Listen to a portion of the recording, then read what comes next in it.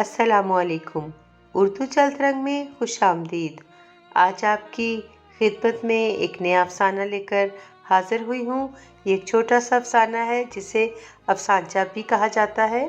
جو لوگ درختوں کی قدر کرنا جانتے ہیں، پودوں سے محبت کرتے ہیں، ان کے لیے یہ ایک خوبصورت تحریر ہے، تو آئیے سنتے ہیں۔ اے میرے بھائی، میں اپنے دل میں تیری محبت کو محسوس کرتا ہوں۔ فاصلے جتنے بھی ہوں پر ہماری روحیں ایک دوسرے کو پہچانتی ہیں۔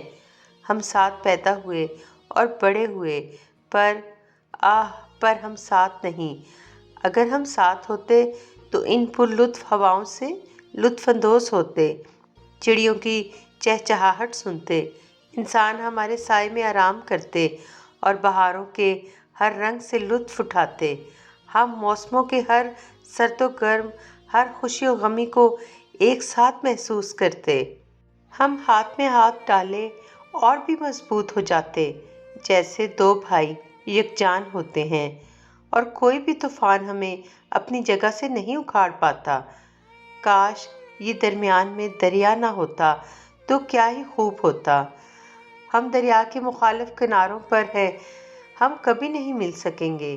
اے میرے دوست، آہو فغاں نہ کر، ہم دور سہی لیکن ایک جان کی مانند ہیں، ہم بہت جلد ملیں گے۔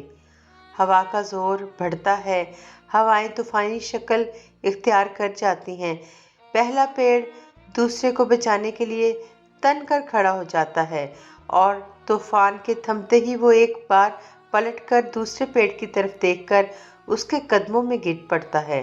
اپنے بھائی کو بچاتے بچاتے اس کی جڑیں کمزور ہو گئی تھیں، اور اس کی جڑیں دوسرے کنارے اور شاخیں اپنے پیڑ بھائی کے قدموں میں تھیں۔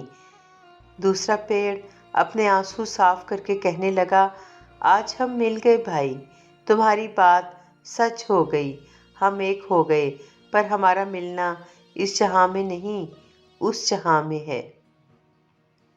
چینل کو ضرور سبسکرائب کریں۔ میری حوصلہ افزائی کے لیے لائک کے بٹن کو بھی پریس کر دیا کریں، اور میری ویڈیوز کو دوسروں کے ساتھ شیئر بھی کیا کریں۔ شکریہ۔ اللہ حافظ۔